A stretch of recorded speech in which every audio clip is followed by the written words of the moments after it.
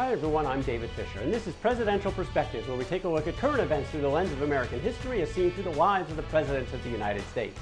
This episode is focused on sending troops to the southern border.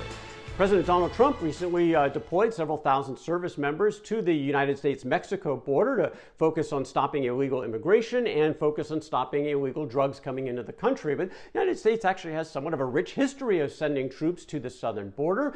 In fact, we're going to take two episodes to cover this topic. In this episode, we're going to focus on the activities of the 19th century, and for that, we go back to the War of 1812, which is the first deployment of U.S. troops to the southern border, not the border with Mexico, the border with Florida, which was owned by Spain at the time. The problem were some renegade Indian tribes that were living in the safe haven of Spanish-held Florida. They were the allies of the British in the War of 1812 and occasionally coming across that border, attacking Americans and going back into their safe haven. And the administration of James Madison wanted this to stop. So they decided to send Major General Andrew Jackson, who was the commanding general in the region, into Spanish-held Florida to take care of these Indian tribes. But the mission came with a warning from the Secretary of War, James Monroe, who wrote to Jackson, take no measures which would involve this government in a contest with Spain. Spain was neutral in the War of 1812, and the administration did not want that calculus to change by actually attacking the Spanish in their own territory. Well, Jackson went into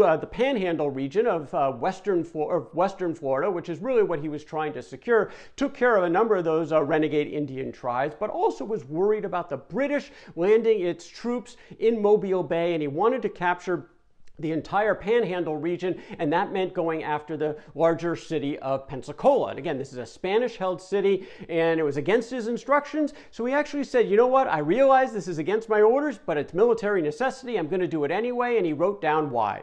And he wrote, as I act without the orders of government, I deem it proper to state my reasons for it, which he did. Should it not, I shall have one consolation, a consciousness of having done the only thing which can, under present circumstances, give security to this section and put down an Indian war. The salvation of my country will be a sufficient reward for the loss of my commission, which of course he did not lose, even though he went against his orders, and frankly militarily it turned out to be a pretty good thing that he did. He captures Pensacola, the American flag is raised, and there were British ships in the region. They saw this and they kind of skedaddled out of there. This was key because the real prize in the southern part of the United States wasn't Florida, it was New Orleans, the mouth of the Mississippi River. If the British could capture New Orleans, they could cut off the western part of the United States from the east. That was their target, and one way to get there was to land in Spanish-held Florida, have some top cover, get as close as they could to Louisiana, and then march troops by land to come in and take New Orleans. That route was pretty much now cut off. They had to look for their alternate. The alternate eventually played into the hands of Andrew Jackson. He got back to New Orleans, or got to New Orleans with his troops as quickly as possible after the success in Florida. And in the meantime, the British had to navigate through this Lake Buren area to get toward the Mississippi River, and their only path to New Orleans was to march troops up a narrow side on the eastern shore of the Mississippi River, where they ran straight into Jackson, who was waiting for them. Now, we have a lot more on the Battle of New Orleans in another episode. The link is in the description. Needless to say, Jackson's mud wall of defense was effectively impenetrable, leading to one of the great victories in military history of the United States, and the very successful outcome of this deploying troops to the southern border. It wasn't the last time that Andrew Jackson would go into Spanish-held Florida with troops. In fact, it would just be another couple of years before he would do it again. It's 1817, the Seminole Indians, also again, incursions into the United States, back into the safe haven of Spanish-held Florida, and basically Spain could not control this territory. The United States sort of wanted this to stop. James Monroe is now the president of the United States. He gave instructions to his military commander, Andrew Jackson, to go in, take care of these Indian problems, but again, don't fight Spain. That was his orders. Well, Jackson went in with his 3,000 soldiers. He obliterated the Indian camps, but he went further than that.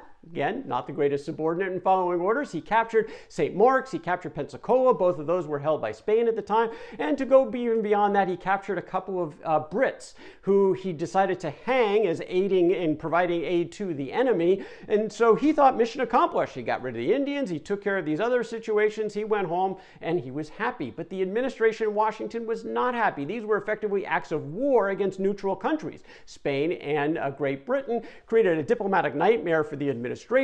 Secretary of State John Quincy Adams trying to solve that problem, and what to do about Jackson, who had kind of gone beyond his orders. Now, rebuking Andrew Jackson, not an easy thing. This is a man who had been in several duels, high honor, a lot of pride. President James Monroe took his time, and eventually he crafted that letter to Andrew Jackson that said, in calling you into active service against the Seminoles and communicating to you the orders which had been just given to before to General Gaines, the views and intentions of government were fully disclosed in respect to the operations in Florida. In transcending the limit prescribed by those orders, you acted on your own responsibility. Now that's a rebuke. It was also a letter full of praise for Jackson, but this one line certainly was what Jackson cued in on. He didn't take it well. He didn't challenge the president to a duel, but he did get into a letter writing campaign back and forth to defend himself. Eventually, Monroe let the whole thing die. But from an outcome standpoint, again, the military effort had a significant outcome. Spain realized, look, we can't control Florida anymore. Let's just get rid of this thing. The Americans want it. The United States bought Florida. $5 million was the price tag. It was negotiated by Quincy Adams in the Adams-Onis Treaty. And eventually, it took a while, a couple of years before it finally worked its way out. The Americans paid $5 million.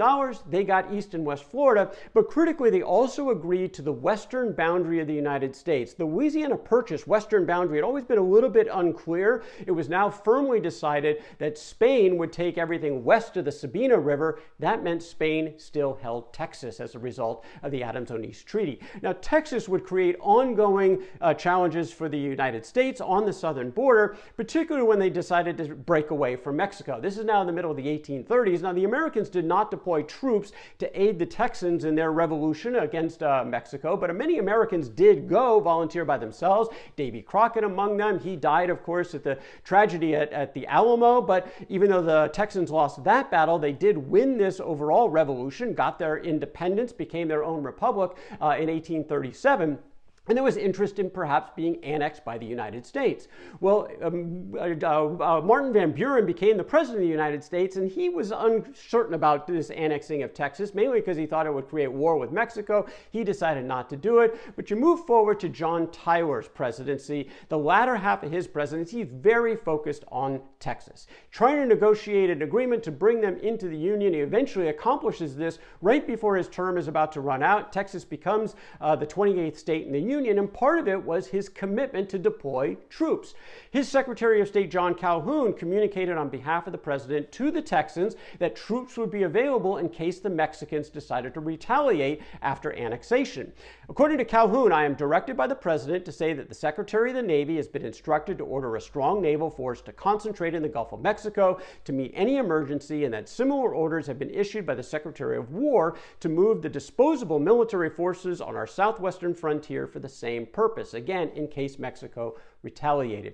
Well, Tyler's successor, James Polk, wanted to go even further. He was becoming president in this era of manifest destiny, this notion of divine inspiration to the Americans to bring their system of government from sea to shining sea, all the way to the Pacific Ocean. Much of that land, far beyond Texas, was still all owned by Mexico. Well, he decided to try to buy it, and he sent John Slidell as his envoy to Mexico City to try to negotiate the purchase of all this land. And just to be on the safe side, he did send his troops to the Texas border under Brigadier General Zachary Taylor, maybe as a provocative element of all of this. Well, Slidell was basically rejected when he got to Mexico City. The Mexicans didn't want to negotiate at all. They weren't interested in selling. And as Slidell came back to the United States, he informed the administration, be assured that nothing is to be done with these people until they shall have been chastised. Well, maybe that was Polk's next idea, because he decided to further be provocative, take Zachary Taylor's troops into what was considered disputed territory. At least most people considered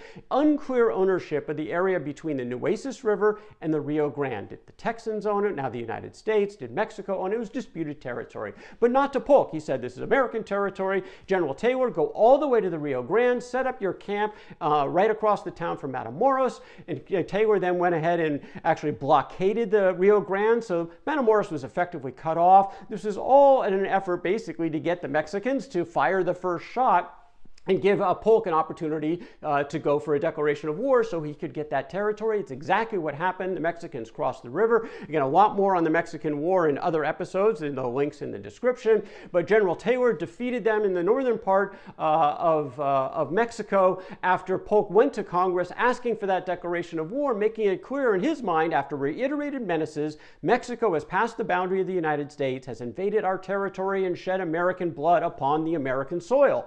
As war exists, and notwithstanding all our efforts to avoid it, exists by the act of Mexico herself, we are called upon by every consideration of duty and patriotism to vindicate with decision and honor the rights and the interests of our country. And, as I said, those military victories in Mexico were profound. They were immediate in the north. General Winfield Scott then lands at Veracruz all the way to Mexico City. Again, all covered in other episodes. The links are in the description. It's a complete victory for the United States. Ends up with the Treaty of Guadalupe Hidalgo. 500,000 square miles come to the United States as part of the Mexican Cession. 13 future states being touched upon all of this territory. Incalculable benefits for the United States from the Mexican War, despite maybe the questionable beginnings. And one person who was particularly focused on those questionable beginnings is a man who fought in almost every battle in the Mexican War, later became the commanding general of the United States Army in the Civil War, later became president of the United States. In his memoirs, Ulysses Grant reflected, "For myself, I was bitterly opposed to the measure. To this day, regard the war which resulted as one of the most unjust ever waged by a stronger against a weaker nation. It was an instance of a republic following the bad example of European monarchies and not considering justice in their desire to acquire additional territory." So the dubious circumstances notwithstanding, significant benefits to the United States certainly came from the result of the Mexican War. Well, there were other issues now with the United States. About a decade or so away from the Civil War, by the way, brought on by that Mexican Cession, all that land, the issue of slavery expansion, continue to have problems with the Mexican border on the southwest side between the United States and Mexico. There were issues, again, for American citizens.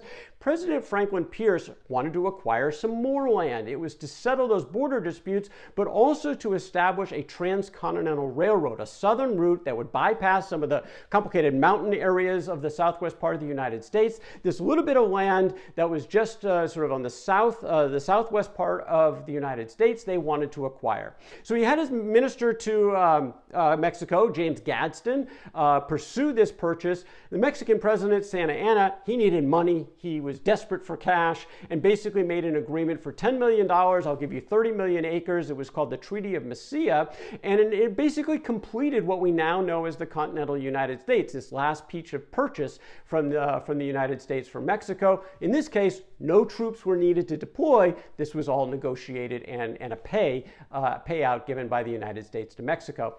Mexico is still unstable throughout this period of the 1850s. The United States also unstable in the 1850s. Now under James Buchanan as president of the United States, he's worried about bleeding Kansas and North and South divide in his own country, but he's also worried about instability in Mexico and that spilling over into the United States. He believed revolution is basically underway in Mexico, and he wanted to send American troops into Mexico to help stabilize that country.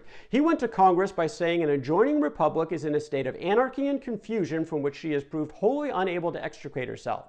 She's entirely destitute of the power to maintain peace upon her borders or to prevent the incursions of banditti into our territory. She is now a wreck upon the ocean, drifting about as she is impelled by different factions. As a good neighbor, shall we not extend to her a helping hand to save her by sending in troops to stabilize the country? Congress came back, no, we're not going to do that. In fact, there were a lot more worries about what's going on the American side of the border, with the Civil War certainly coming close. During the American Civil War, France came to North America and actually invaded Mexico. Now, the Americans were fully consumed with its own war, had no time to focus on what France was doing, despite sort of the violation of the Monroe Doctrine by coming in and basically taking over Mexico, installing their own monarch over the Mexican country. After the American Civil War was over, France is still now occupying Mexico, and the new president, Andrew Johnson, is concerned about this. In fact, he decides to send 50,000 troops, U.S. troops, to the Mexican border because of some of the instability that was going on, and also, frankly, concerned about what France might do. He issued a warning, a communique to the French, issuing this communique that the presence and operation of a French army in Mexico and the maintenance of an authority there resting upon force and not the free will of the people of Mexico is a cause of serious concern to the United States. Kind of a shot across the bow without firing anything, but 50,000 troops are there now on the border. Napoleon III, back in France, said, you know what? Let's give up this North American venture. He decided to cut his losses in Mexico and went home. Those 50,000 troops could then be redeployed. They did not have to go into Mexico. There was no battle at the time. Well, those are some of the major issues with sending troops, U.S. troops, to the southern border that occurred in the 19th century. We've got more to cover when we take a look at the first half of this 20th century in part 2 of this episode on sending troops to the southern border. For more on some of these stories, check out those links in the description below. Check out my books on Amazon.com. Don't forget to subscribe to this YouTube channel. For now, I'm David Fisher. This is Presidential Perspectives from Presidential Chronicles.